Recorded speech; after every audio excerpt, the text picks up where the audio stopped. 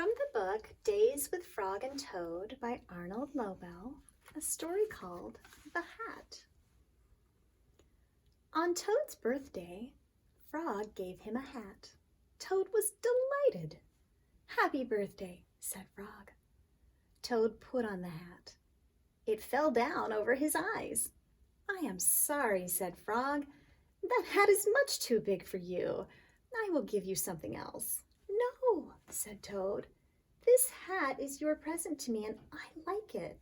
I will wear it the way it is." Frog and Toad went for a walk. Toad tripped over a rock. He bumped into a tree. He fell in a hole. "Frog," said Toad, "I can't see anything. I will not be able to wear your beautiful present. This is a sad birthday for me." Frog and Toad were sad for a while. Then Frog said, "Toad, here is what you must do. Tonight when you go to bed, you must think of some very big thoughts. Those big thoughts will make your head grow larger. And in the morning, your new hat may fit." "What a good idea," said Toad. That night, when Toad went to bed, he thought the biggest thoughts he could think. Toad thought about giant sunflowers. He thought about tall oak trees. He thought about high mountains covered with snow. Then Toad fell asleep. Frog came into Toad's house. He came in quietly. Frog found the hat and took it to his house.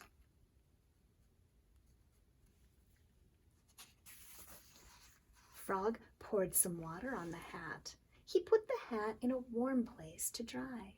It began to shrink.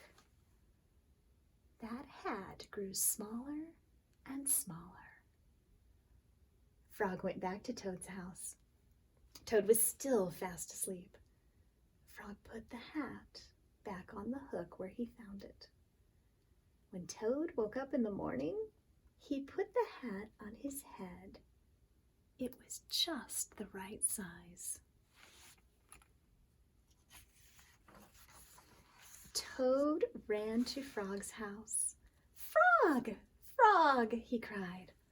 "All those big thoughts have made my head much larger. Now I can wear your present." Frog and Toad went for a walk. Toad did not trip over a rock. He did not bump into a tree. He did not fall into a hole. It turned out to be a very pleasant day after Toad's birthday.